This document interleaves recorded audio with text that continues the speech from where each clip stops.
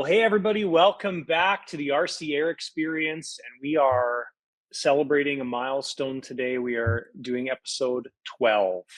And the reason that's a milestone is I forget the number, but like 90 something percent of people that start a podcast don't make it to episode 12. So congratulations, Anthony. We made it. This is one of our first goals. I'm sure there's many more to come, but we're talking about regulations and a little bit of the boring stuff today. We're going to keep it as interesting as possible. One of the important things, I think, as we're going through this today, we're going to be discussing the Canadian side of things and the US side of things. But this is an ever-changing dynamic, ever-changing set of rules. So really, unless you're watching this like the day we're recording this, stuff can change. And I know for myself, I am not an expert on this. So ultimately, at the end of the day, if we give out any advice or if there's anything we say, you need to, as a viewer, you need to confirm that with your own powers that be and governing bodies. So, yep. And what we'll do, John brings up a good point. This is This is an ever-changing situation, right? So definitely, we're not professionals. This isn't legal advice. Do your own research, obviously. Yeah. During this, at some point, I'm going to share my screen and I will give you resources where you can find some of the information for yourself on the FAA website for the US, and I'll try to pull something up for Canada if I can. I'm not too familiar because that was John's homework assignment. Mm-hmm. And then, obviously do that. And one of the reasons I wanted to do this episode now is because the deadline for remote ID in the United States just passed on March 16th. Unfortunately, John had a show, I had a show, we were both busy, stuff was going on, so we weren't able to do it around when that deadline happened, but it's still really recent. It was only a month ago, so that's why we're doing this now. Yeah. Hey, it's better now than never. So exactly. Yeah, and with the changing things, like actually this past week, our president of MAC, so MAC is our version of your AMA. The president of MAC released a video, and basically our height restrictions is going up, our weight's going up in the near future here. So like it's changing for us constantly. So anyways, we can talk about the details, but yeah. So it's changing for the better then for you, right? Yeah, for sure. No, it's changing for the better. It's going to be, I think, based on what the information that was provided said, it's going to be site specific as far as the elevation goes. The weight category, though, is going to be increased. So that's a positive. We're going back to where we were previous to the restrictions, which is nice. Right. So that is good. That's good. Yeah. And even if it's just, for specific sites, at least they're entertaining it for specific sites. Yeah. It looks like a lot of the information I found with the US, most of the sites, almost every site has the same ceilings and weight requirements and all of that stuff, right? Mm-hmm. But if there's like a special event, then the site can file for a permit to then have some of those restrictions removed and stuff like that, with no guarantee of a permit, going through. So it's good that, of course, it's good that they're looking at that with an open mind. Mm-hmm. Now, I should have did a little bit more research on the Canada stuff, but does Canada have a remote ID requirement? Are you guys doing that? No, we don't have a remote ID, what is it called, RFID or something like that. No, we don't have that.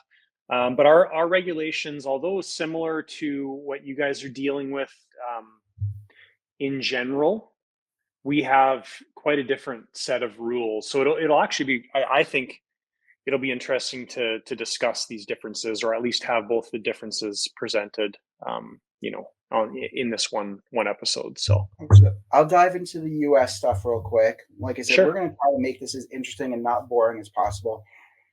One of the reasons I wanted to do this is there's a lot of regular RC airplane pilots that don't know about remote ID or know about the requirements. A lot of them are flying at FRIAs, which are the AMA sites, the FTCA sites, and I'll dive into that.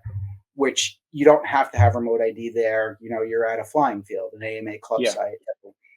But if you decide that you don't want to go all the way to the flying field one day and you want to take your son over to the local school field and fly a park flyer, you need remote ID. So that's why I wanted to touch on this, because a lot of people aren't aware of what's actually going on. And unless you've been kind of following it, mostly people in the DJI and camera drone community have been following this stuff because they're affected by it. The FPV guys who kind of fly everywhere are more affected by it, so they've been following it. Your average RC pilot isn't really too worried about this because they have a set flying field that they fly at forever. Yeah. So, all right. So just diving into it real quick. I'm just going to splash my screen real quick, and I'll pull up what we have on the FAA's website real quick, and I'll show that. Share screen. Chrome tab. I always get confused when I do this. There we go. All right. And then let me just move this over here. Oh, let me just move this over here. All right. All right. Can you see my screen, John? Yes. Okay. Good. All right. So what this is I went to the FAA website, right? Real quick, if you're going to fly any kind of RC airplane, the FAA wants you to have a trust certificate. You should be taking and doing the trust test. You could do it right online. That's the first thing that you have to do. So law requires that all recreational flyers pass an aeronautical knowledge test. So if you don't have your trust certificate, you got to go on and do the trust certificate. And then it is very easy too. It's very easy. Yeah. And this is where you can take the trust certificate. There's a whole list of people and areas and people who give the trust certificate. So that's the first thing, and that's everybody. So if you're going to fly a remote control airplane at a FRIA anywhere, you need to have your trust certificate. Mm-hmm. The second thing is now everything becomes a drone. That's one of the biggest things that changed is everything becomes a UAS now. So that's probably one of the biggest changes that most people aren't aware of. There used to be a difference between drones and remote control airplanes, right? There was kind of like a difference between them, but now the FAA puts them all into one category, and it's an unmanned aerial system. Now, if anything you own weighs more than 0.55 pounds, you have to register it. Okay? One thing has nothing to do with the other. You have to register it. Okay? And there's a link right here. If your drone weighs more than 55.55 pounds, you must register your drone. And that's why you see a bunch of drones now that come out that are 250 grams or 249 grams. Yeah. They fall under that requirement. So it gives you more freedom to fly and you don't have to register them. So that's another thing that everybody has to do now. You got to register them. Okay. Fly your drone as a recreational flyer. Okay. You can visit the recreational flyers page, and then they also have the Before You Fly mobile app. That gives you some great resources. Okay. So that's that right off the bat. Okay. So now we were talking about remote ID, right? Let me see here. I had this all pulled up before. Okay. Recreational flight, part 107. Okay. So now, if you are going to fly at a FAA recognized field, okay, or a FRIA, your FRIA or club site has to follow the rules of one of the CBOs, the community-based organizations, okay?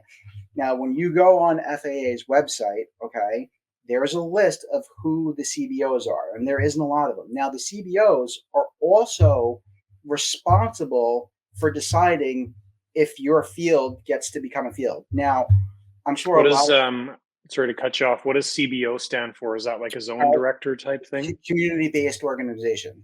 Okay. It's right at the top right there. Oh, I see. Okay. Okay. Yeah.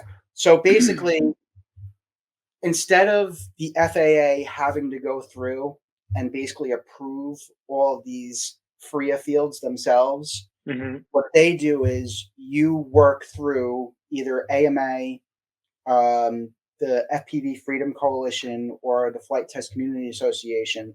If you have a field that you want to get on as a FRIA, you have to go through one of these CBOs and you file through them, and then they file on your behalf. So the FAA isn't dealing with the fields themselves or the clubs Yeah. themselves. They're only dealing with the CBOs. Okay. And when you sign up as a CBO, you're basically saying we're going to follow the rules of the AMA, or we're going to follow the rules of one of the other CBOs. I'm not going to dive too much into the weeds on the CBOs, on the rules for the CBOs. There's links on the FAA websites. Just know that you can't, so you can't have a farm in the middle of nowhere and try to make it a FRIA. Okay. Hmm. It has to, you have to go through one of these CBOs, and it has to be like a public flying space. They won't make private property like that. Like you're a lot of people own property in, in the Midwest and stuff like that, and they're like, hey, I'll just make my own farmland a FRIA. It's not going Yeah. to work like that. They're not going to let you do that. So So if they're flying, like let's say I'm Jim Bob, farm owner, I own a section of land in the U.S.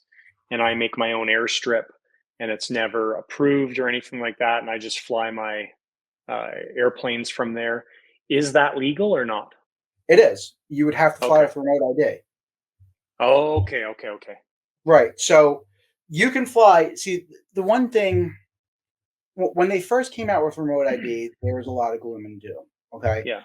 I kind of look at it as glass half full, Yeah. um, because flying with remote ID gives you the ability to basically fly anywhere as long as you're not flying in controlled airspace. Yeah. Right. So all you have to do is put that remote ID module on your plane. And actually, I have one. Let me grab one real quick. Sure.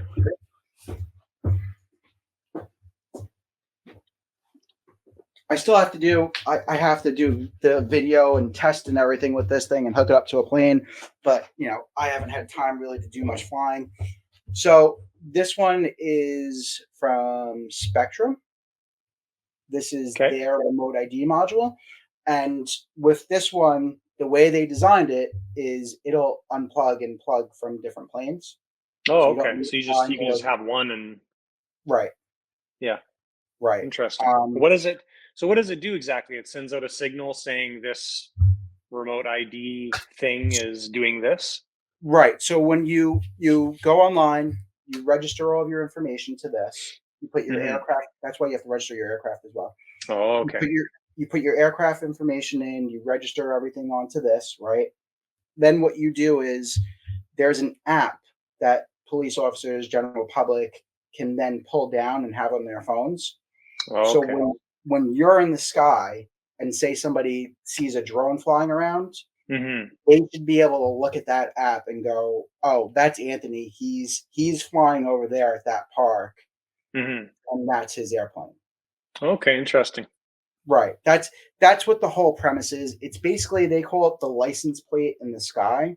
Oh, okay. It's basically to help identify whose drone that is flying. Yeah. Yeah. That's the whole premise of it. Okay. We're not going to get into all the crazy conspiracy theories about all this stuff. Sure. Right now, they are supposedly not tracking and keeping a backlog on all the flight information. They're only Hmm. keeping information in real time.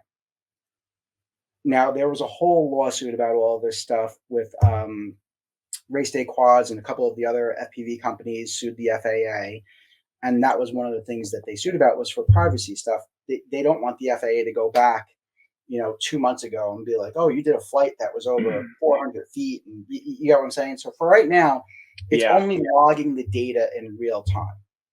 Okay. Yeah. So And that's a It, valid concern. I could see, I could see people being concerned with that, them having the ability to go back and say, okay, let's pull all the data from anybody that went over 401 feet, and let's send them a right, bill for whatever the fine is, right, right? So, right, and that's the other thing. So when I start doing some testing with this, mhm. my plan is to have a separate GPS and a pitot sensor and everything on my plane when I do this. Yeah. So I'm planning on putting this on a full like UAV plane, Hmm. basically, right? Yeah.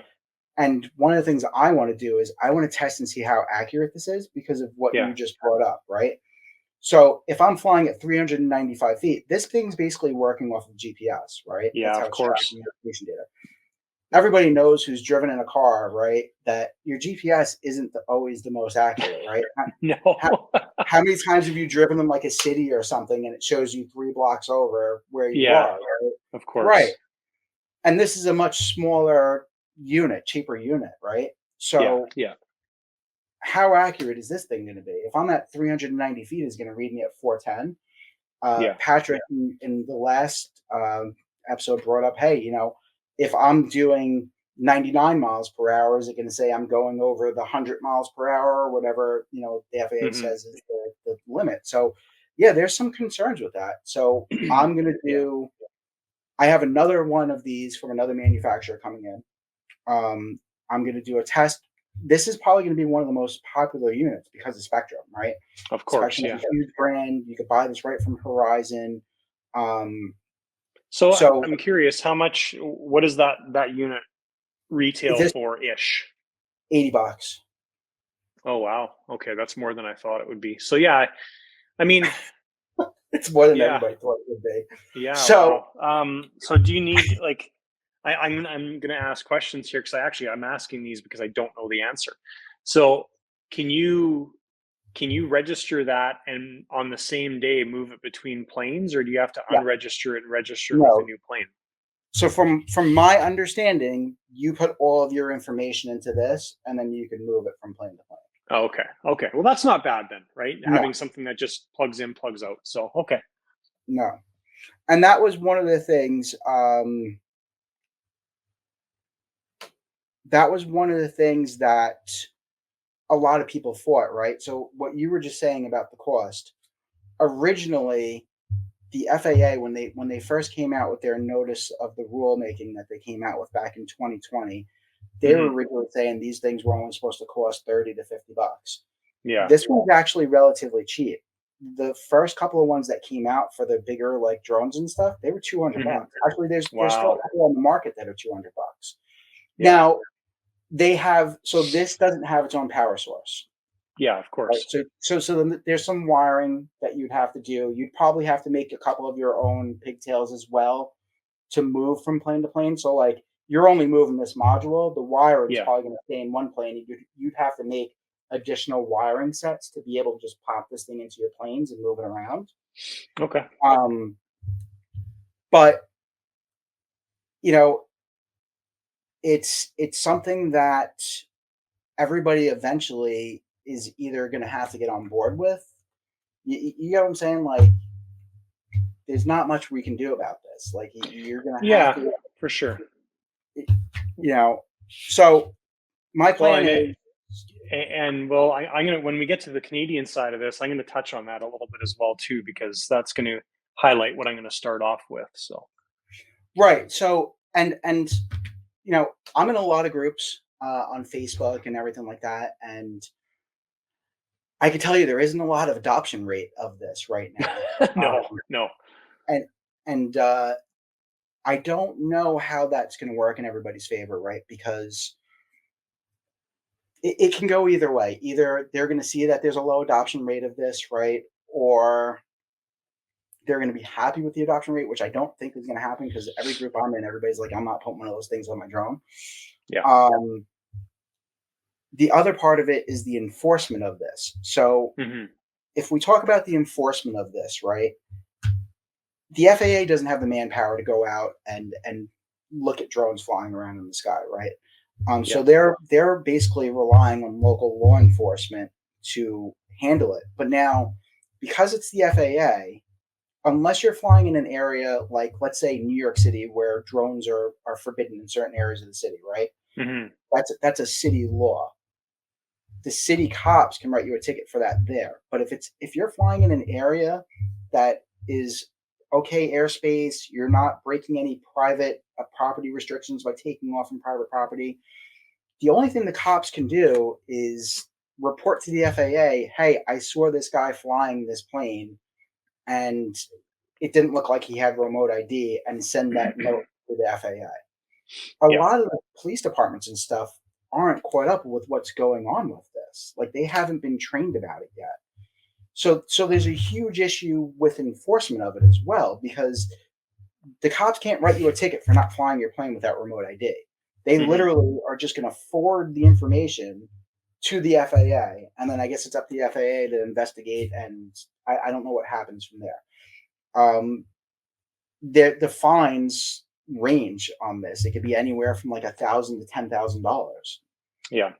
It's a very, very gray area.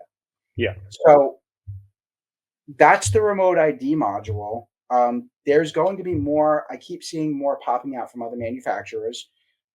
The range, I haven't seen any that are $30 to $50. The range I've seen is, I would say, $70 to $100 to Hmm. $200. Um, so that's kind of a downfall. And like I said, I'm going to do some accuracy testing on this. I'm going to put an accurate, real deal GPS on a plane with a pitot tube, get airspeed, ground speed, position, and then see if this thing's reporting all of the same stuff accurately. Yeah. Because it's supposed to report all of that information back to the app.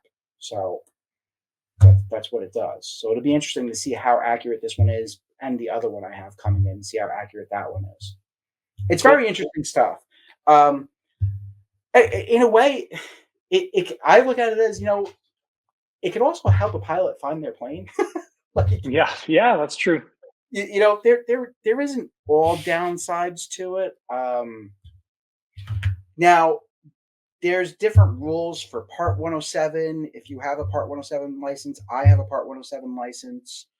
Um, if you don't have a Part 107 license and you're flying straight up, so for instance, I have a Part 107. If I'm not flying at a FRIA, even my drone that's 0.55 pounds has to have a remote ID on it. Hmm. If you're a hobbyist, it doesn't. Hmm. So, that's where, and we're not going to kill you guys with every single, little bit of rule and information. That's where But that's where you have to do your own research and that's figure where that you have stuff to do out. your own research. Right, Yeah. right. Because this episode would be 3 hours long if I sat there and read everything. For sure. Right. Um, that's where you really, and the information's actually pretty easy to find. That's where you really want to go in and do your own research. I would say if you're not somebody who flies at a club, I would get remote ID, because while there isn't a lot of enforcement right now, it just takes that one day for you to run into a park cop or a regular cop, and him know about it and be knowledgeable about it. At some point, the law enforcement's going to get caught up to date with all this stuff, right? And then that guy's going to send your information in and be like, this guy was flying at this park, while he was flying safely, he didn't have remote ID.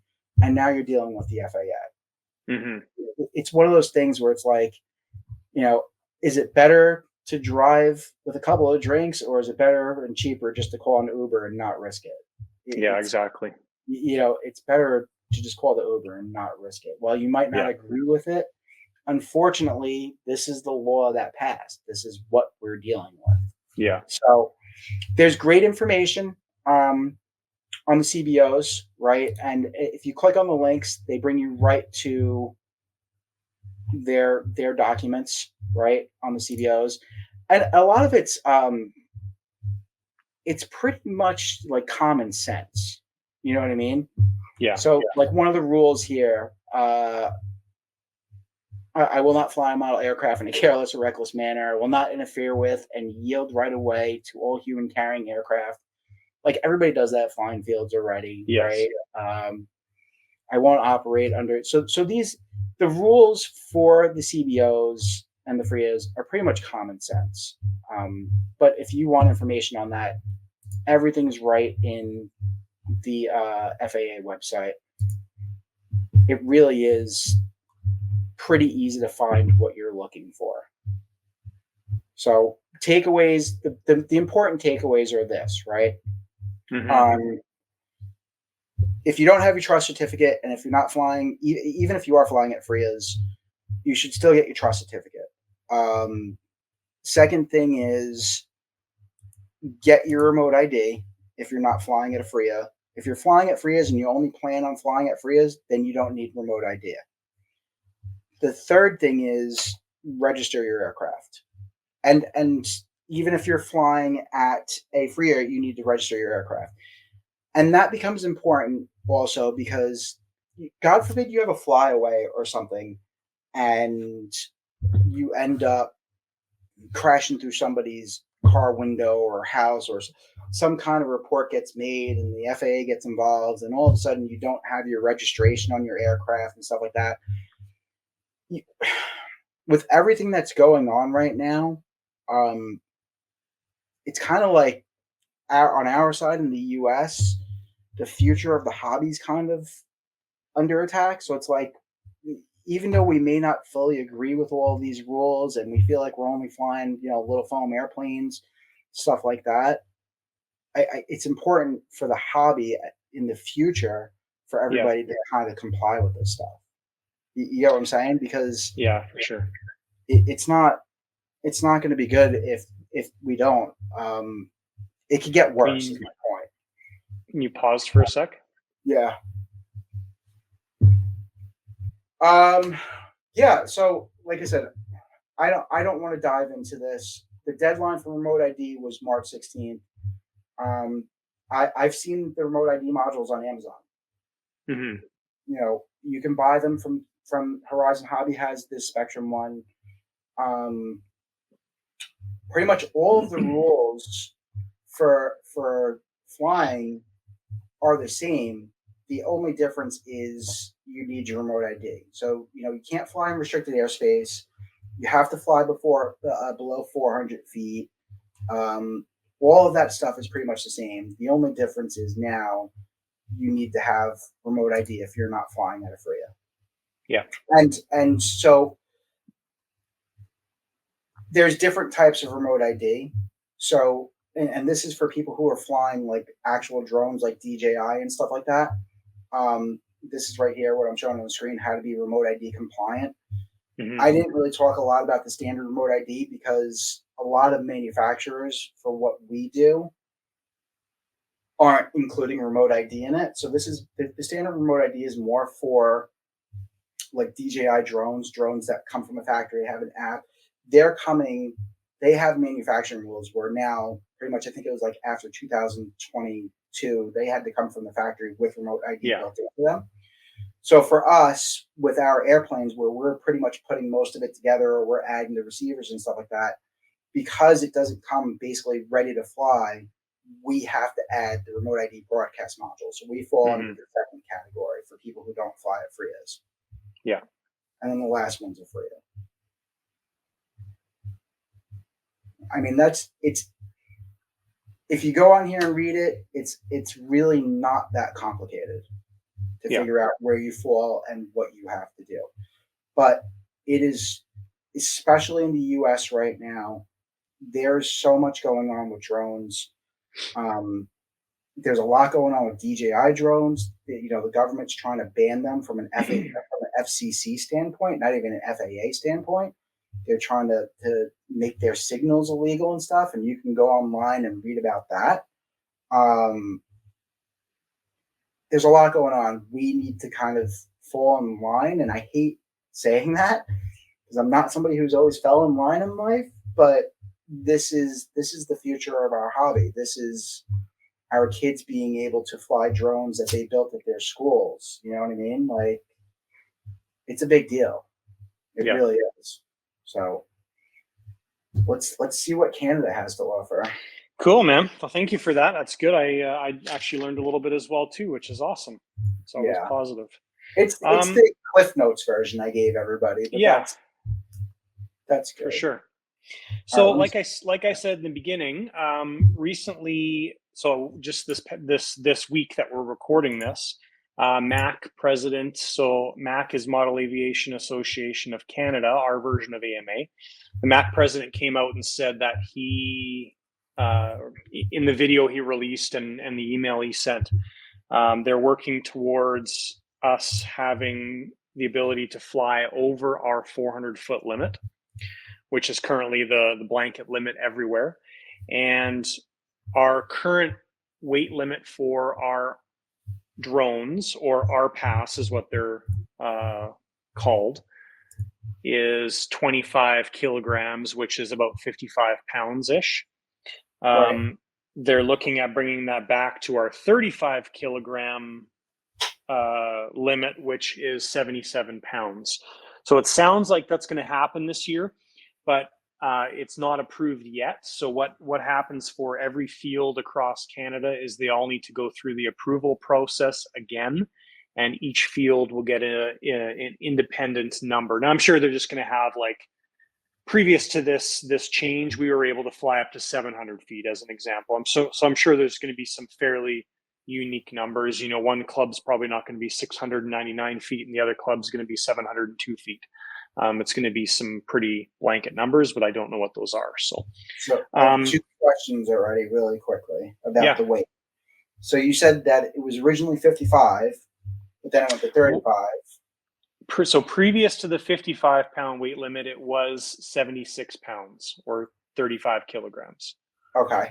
Then when this all happened, I guess 2 years ago, a year and a bit ago, it was dropped to 25 kilograms, which is 55-ish pounds. Now they're looking at bringing it back to where it was previously. So now, because we have the same thing, I think it was 55 pounds, and then you had to get, like, the 55-pound rule still is in existence.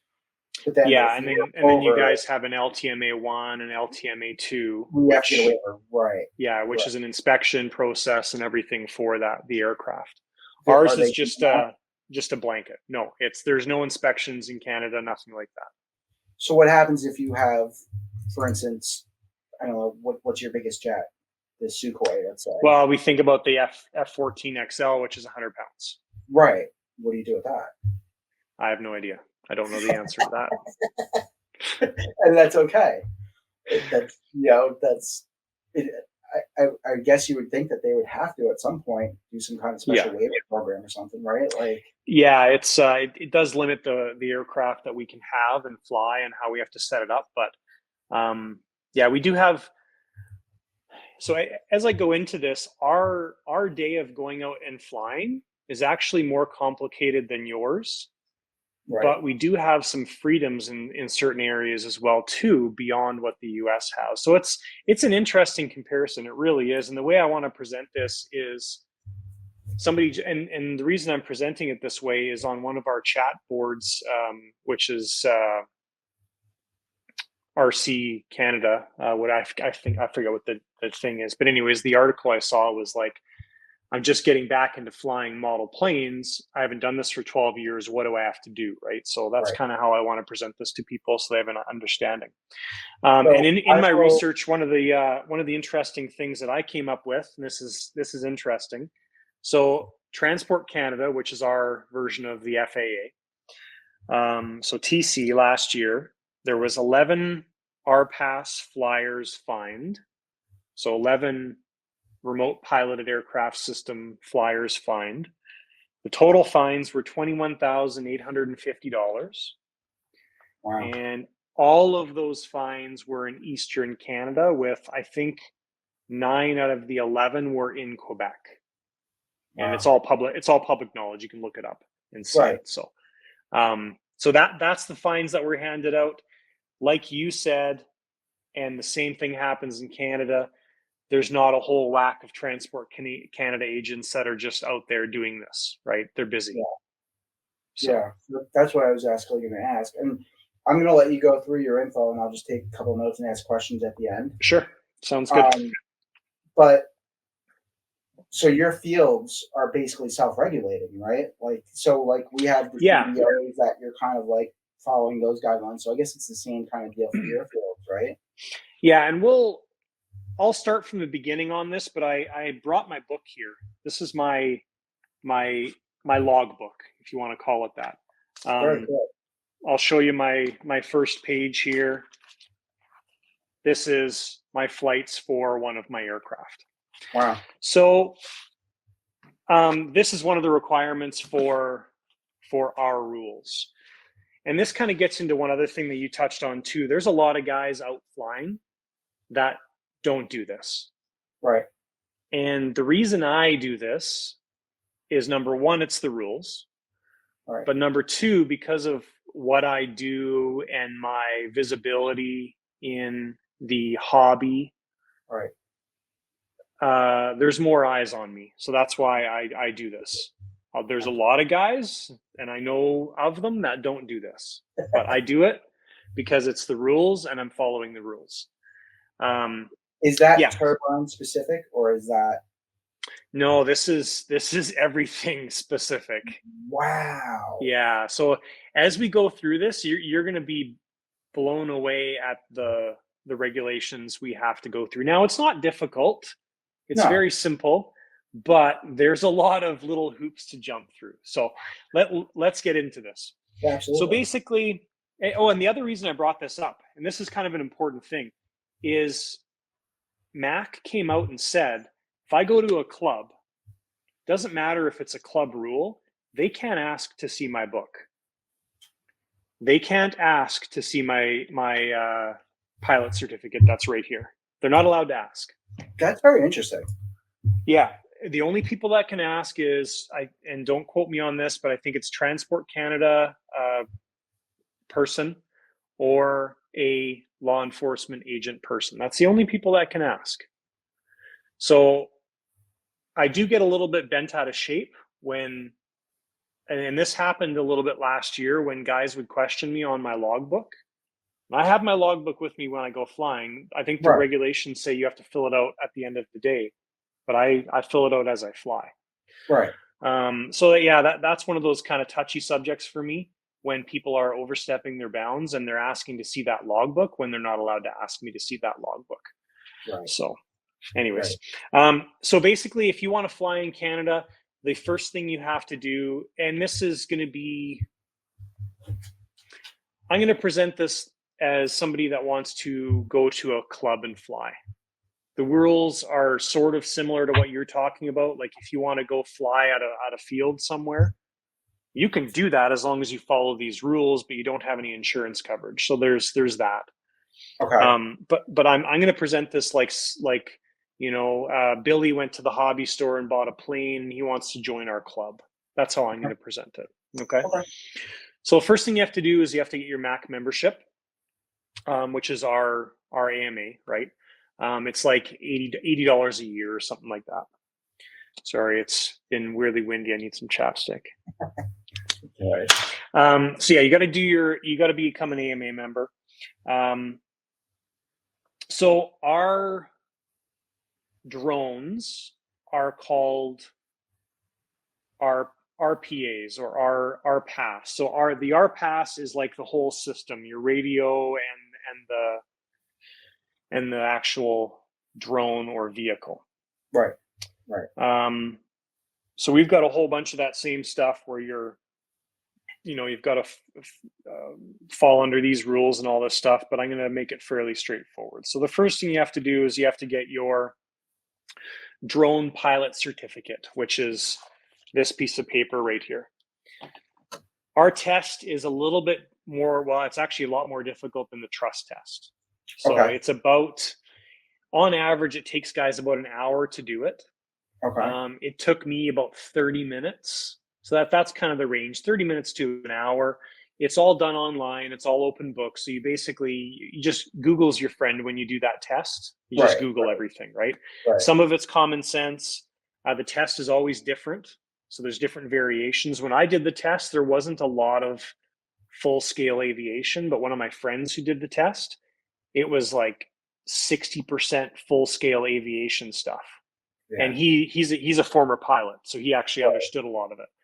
But so initially, when the rules all came in, this is what stressed out most of the people the most, and especially the older fellows that aren't, they're not handy with computers and so on. Right. So you need to get your drone pilot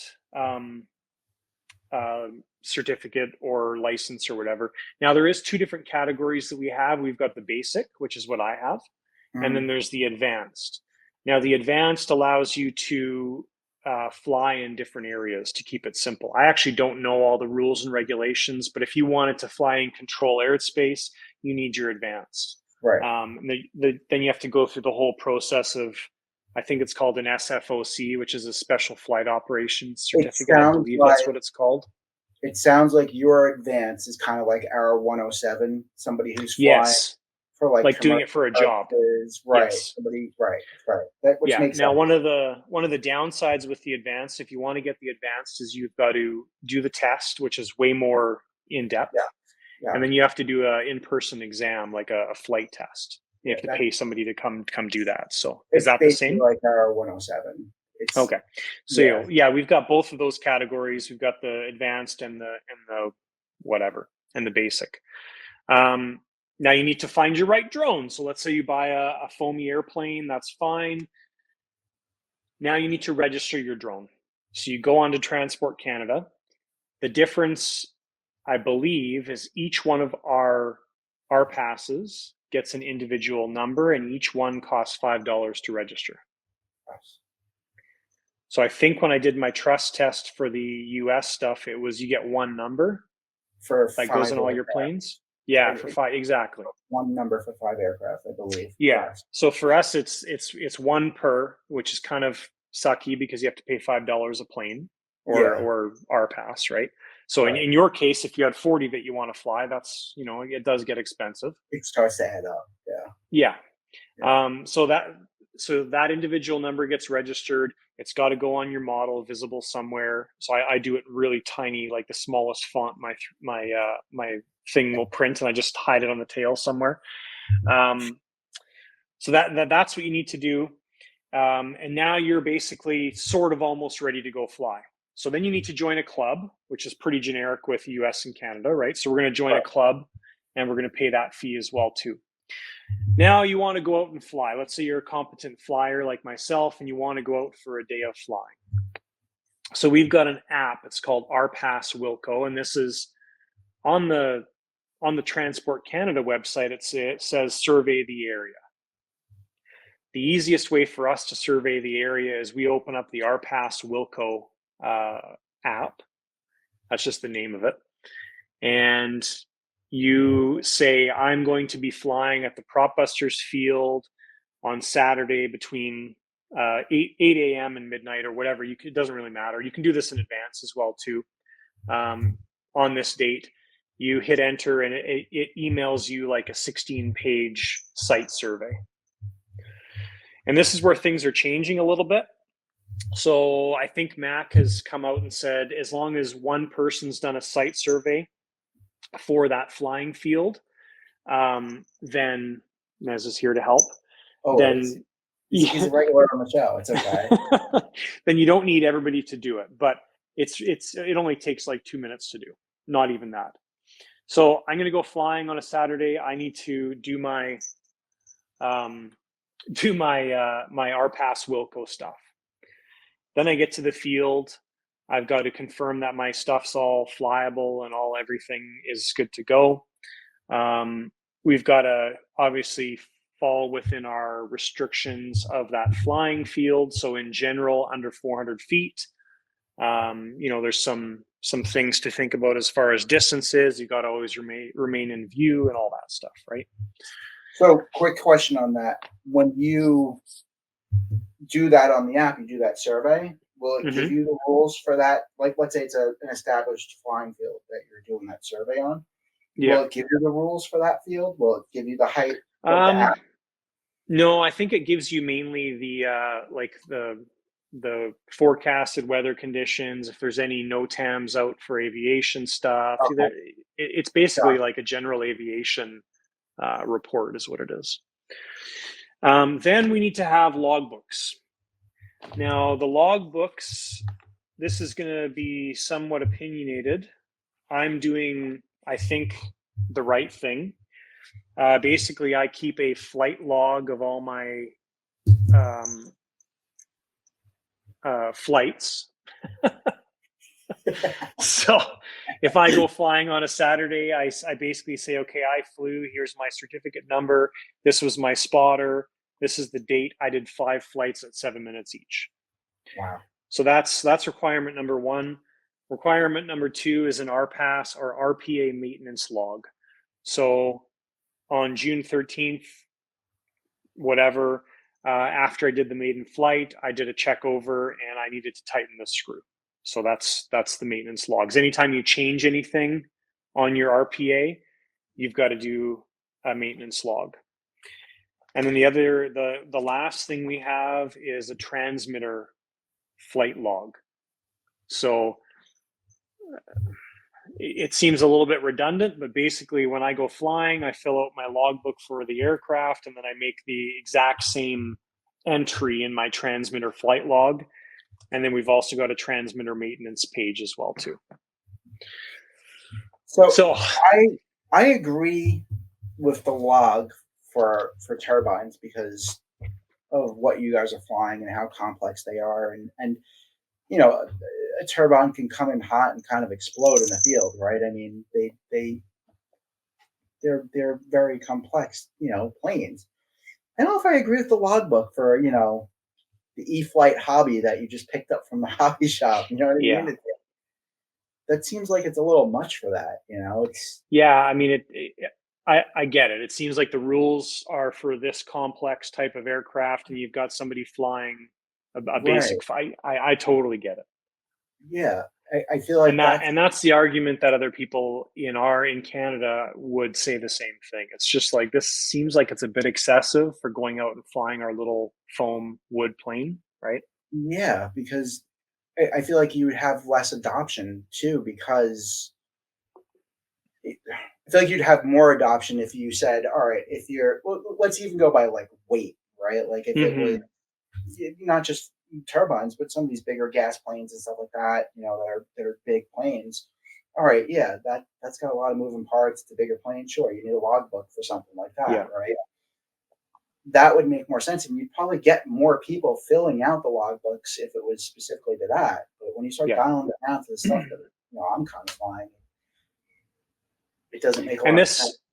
And while you were talking about this earlier, this is one of the other things that made me think about the logbooks and stuff too, was like just the adoption of it. I mean, I'm not a fan of this at all. Right. But I'm also not somebody who's going to sit there and just complain and whine and grovel about all this crap. I'm just going to do it. And this is what I actually told a few of my friends. Like, when I could go on and do my RPAS exam, I just went on and did it, and I was just done with it. Right. And, I had some of my friends that were complaining about it. I'm like, just do the test. Who cares? Like, just do the test. Pay I don't even know what it costs. It was like $12 or something like that. Just do it and just deal with it. You make a good point, because it's better to do it and not do it and then get in trouble for not doing it. Exactly. Yeah. It's not that big of a deal, like you said, right? So, but then, like, the fear is, even with the trust certificates and stuff like that, like I know a lot of people who don't fly with trust certificates and everything like that. Yeah. The fear is they start cracking down, and then they start wrangling up all the people who aren't flying with the test in Canada or the trust test here or registering their aircrafts and stuff. And it gives them a case to be like, we laid out simple rules for you guys to follow. We caught this amount of people not following it. So now obviously we have to make the rules worse. You get what I'm saying? Like, yeah, it doesn't make any, because I firmly believe at some point that's going to happen. Right now, neither agency, even I think it's the CAA or whatever it is in Europe, they don't have the manpower to regulate all this stuff. There's way more drones in the world than there is people to regulate the drones, or anything, a remotely piloted aircraft system or a UAS, whatever you want to call it. Yeah, they can't do it right now, but at some point, they're going to figure out how to get in front of this and monitor it and everything else. And we don't want to give them that position to be like, look, we caught 30,000 people not flying with this stuff, like it's going to happen regardless. Yeah, They're going to impose whatever rules they want to impose on us. The important thing is, and this is one of the things that I saw firsthand. I was just at the Toledo swap meet. The next generation needs to be able to enjoy this hobby. I had so many for kids come sure. up Yeah. with booths that were just so psyched.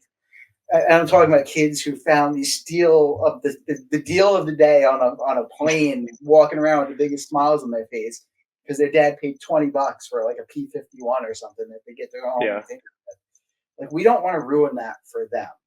Like that's Yeah, to touch on that a little bit, I think there's two things that I think we need to think about too is we need to make sure we're not instilling fear in people. Like I explained the Canadian side of things and it sounds excessive. Maybe it is excessive, but it's really not that bad, right? Like once you've got everything laid out, it takes me 5 minutes to do this on a day of flying. So, I don't think we want to instill fear on people, but the other side of it too is I don't think we need to be scared of flying. no.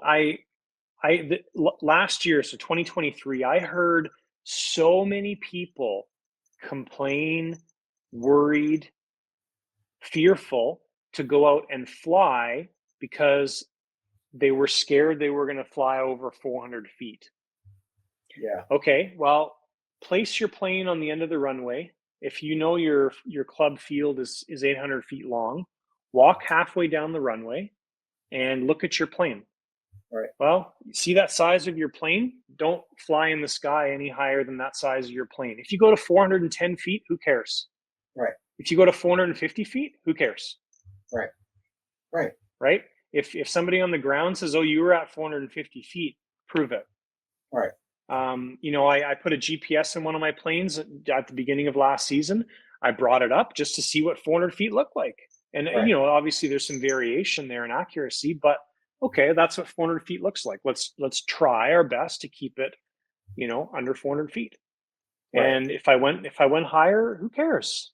Right. So, but And that's my opinion. Obviously everybody's different. If that type of stuff scares you, then don't fly. But you could always come down. Like you could always go yeah, up. It's easy. exactly. You Yeah. pop up there for a second, you're like, oh, I'm a little too high. You just drop back down. Yeah, it's not like I'm a glider and I'm just sitting up there at 1,000 feet, right? It's a turnaround Right. maneuver or whatever it is. So Right. And there's certain areas you can do that in. There's certain areas like if you're flying over mountains and stuff like that, you can do over 400 feet yeah, over the mountain, and be up in the of air course. and stuff. There's certain things. So there's certain waivers and stuff we can file for certain flights and stuff like that. There's a lot of cool stuff. So as long as you're following the rules and doing everything you have to do, it's not a problem. Yeah. It's not. That app, the whole app thing is very interesting to me. So I had a question about that. Mm-hmm. So I'm curious, when you log into that app, I guess Transport Canada knows that you're flying that day. Like, are they logging that? Like, that was No, one of it's so what I think the way that RPass Wilco came up was it was before this was a requirement. You could I think pay for the RPass Wilco app, I believe, Okay. and don't quote me on this stuff, but I think you could pay to use it. And it was kind of a neat thing. Oh yeah, you could see all the information. And then I believe somehow Mac bought it or they whatever they did take it over. I'm not sure what they did with it, but now when I signed up for that app or when I logged in for that app, I used my Mac number to log in. Gotcha. I don't know if that information is sent to Transport Canada. I believe it's a one-way thing saying, Right. you know, You're good to fly, basically. yeah, okay. because you can go in there and you basically could plan out your entire summer and get all your, like you can get your, and they, cool. 24 hours before the day, I think they email it to you or something like that. It's all automated. It's super easy. Yeah, Usually awesome. what I do, because you actually have to like go on the Google Maps and put your button down. Right. So usually what I do is I'll get to the field and then as soon as I open my app, I'm already there. So then I just go boom, right? Otherwise, you have to sit there and scroll and find the field on the map. So, Gotcha. yeah, but it's easy. So one other question, you touched on the maintenance, and I thought that was interesting, the maintenance in the logbook. Yeah. My question is, do you have to do, like, is there a rule on scheduled maintenance? Or do No, you there's no just, rule on scheduled maintenance. The only thing that I know of around the maintenance log is if you sell an RPAS, drone, plane, whatever, turbine jet, the flight logs don't need to go to the new owner, but the maintenance log is supposed to go to the new owner. very cool. And then if you crash a plane or if you sell a plane, you're supposed to go on Transport Canada, the RPAS section, and then you unregister a plane, and then the new owner is supposed to register it. So Yeah, yeah. That's same thing with like drones here. If you sell a drone, then the next person who buys it has to re-register the drone. Technically supposed to unregister it. Right. Yeah. Yeah, I found the maintenance part of it, and like I said, in my head, it makes sense for the bigger scale aircraft and the turbines and stuff like that, where that stuff's really important. One of those flying away or something could really do a bunch of damage to property or people or whatever, right? Yeah. Not just, but some of these monster gas planes. I saw a couple of them at Toledo where the wingspans were like 10 feet. Yeah. They had 4 gas motors on it, like a giant bomber. It's like, I want to ride that thing. When this made me think, actually, I've been thinking about this over the past year. When this whole flight log thing came in, I was totally okay with it, because when I started in turbine jets, there was a very short period where I'm like, maybe I'll start logging my flights. So at least I've got a list of, like, this past year I did 100 flights on my turbines or whatever it is. Right. I never did it. And then when this became a mandatory thing, I was actually like, cool, now I have to do this. And I've kind of always wanted to do this for the past 12 years, 13 years, whatever it is. So now I have to do it. So before we sat down and started this tonight, I was flipping through my book. I'm like, oh yeah, that's cool. My kinetics, I did this number of flights last year. My Super Elan, I did this number of flights last year. So it's kind of neat. So last thing is, you talked about the trust certificate. I'm guessing you've done the trust certificate because you fly in the United States, right? So so I'm an AMA member, and that's an interesting thing that we didn't touch on, but we probably should, because of the turbine background. Right. So I'm an AMA member. I have my turbine waiver. So if you're flying in the US and you want to fly a turbine aircraft, you need to have a turbine waiver. Yeah. To do that. In Canada, we do not need a turbine waiver or anything like that. So if you were to move to Canada and buy your first turbine, you could just go to the field. As long as you're a MAC member and have all your stuff that we need to do, and you're a club member, you can fly your turbine aircraft. Now, we do have something called a TOC, which is a turbine operator's certificate, something like that. The whole intent of that, the TOC, is so you could take that document. This is going back a few years. You could go down to the US as a Canadian pilot and say, gotcha. I'm a Canadian pilot. I've got my TOC here on this piece of paper. Okay, cool. You don't need your turbine waiver. Gotcha. Right. Now there's no reciprocal. Right now, I don't believe there's a reciprocal agreement on that stuff. So that's why I actually don't have my TOC, and I just became an AMA member and got my turbine waiver signed off. Waiver. Now, how hard is it to get the turbine waiver? It's there is a process to it. Like if you're a brand new pilot or a brand new turbine pilot, it is. There's a fair bit involved. Like you're supposed to do a certain number of buddy box flights with your instructor, and then you have to do basically a test. There needs to be, I think, 2 people there that can sign off on your waiver. One is a contest director and then another witness. And you basically have to certify, or that's the wrong word. You have to prove to them that you understand the operations behind a turbine aircraft and the rules, and they question you on all that stuff. So that's the process. If you're an experienced pilot like myself coming to the US, Right. You still have to go through the process, but it's easier. It's a lot easier. Right. Yeah, Right. because you've got 10 years or 15 years of experience with that stuff. So Right. Yeah. Yeah. That's all pretty cool stuff. It's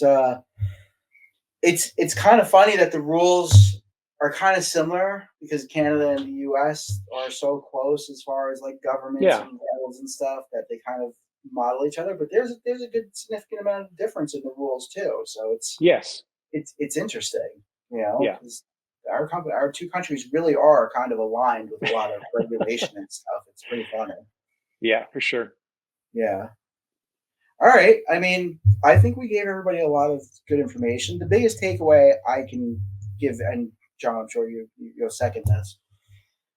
There's resources online, right? Yeah, We just wanted to bring this to everybody's attention, especially for people like John said who haven't been flying for 10 years and all of a sudden and there's a lot of people like that. I get emails from people like that. Hey, Aunt, I've been out of this for 15 years, came across the podcast or your channel, and I want to get back into this. What do you recommend? Well, right now, my first recommendation is go to the FAA website and look at that part of it, and then figure out what you want to do.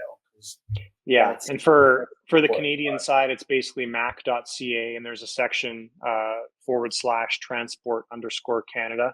And from there, there's links to everything to, the Canadian Transport Canada website and stuff. So it's pretty easy to find. So I'm still baffled by the logbook. I think the logbook's pretty cool though, especially. And even though you say you don't really share it or anything, but I would think that the logbook would help you, right, for people who are selling aircraft or, how many flights does this thing have on it? Well, let me go back to my logbook. And yeah, it's got to be handy in certain instances like that, right? I mean, yeah, if you're logging in how many flights that turbine's got on it, how many flights that airframe's got on it. yeah. So from Well, that and standpoint, actually, it's pretty cool. last year when I was coming back from the US, so it's always one of those gray areas. You go down to the US, you bring some planes with you and fly. You come back into Canada, and they're like, 1 year going back a few years ago, they were questioning me, like, how do we know these planes are all yours? Are there serial numbers on them? Yada yada yada. Well, last year I had my logbook sitting in my front seat. I was ready for those border guards. I was like, hey, if they question me, I've got my logbook here. It's got pictures. I've actually got pictures of my aircraft and everything. Like, It's so I've got all funny. this stuff ready, and they never question me. They're just Yeah, like, you hey, were have a waiting good for day. it. I'm like, You're like you really wanted him to, huh? You were like, totally. it's funny. So it didn't necessarily backfire, but I was prepared, and it wasn't necessary. So I'm sure there's still time. I'm sure you're going to be making more trips to oh, the US. I'm sure I'll get questioned again at some At point. some So point, it'll happen. You'll be ready for them, though. So I think we did. I think that's pretty much it. To be honest with you, like I said, we didn't want to kill everybody and bore everybody with information. We wanted to make yeah, we kept everybody it basic, and yeah, for sure, I right, think it was good. So right, and just highlight that this stuff is out there, and that you should start looking at it, decide how you're going to deal with it, and yeah, do your own research. So I'm exactly. good, buddy. I think that's it. So Awesome. Thanks, guys, for watching. Thanks for tuning into the podcast, and we will. Guess we'll see you in a the couple next one. weeks. Yeah, we got some fun guests coming up. So Awesome. all right, buddy. Have a good night. You too. All right, bye bye.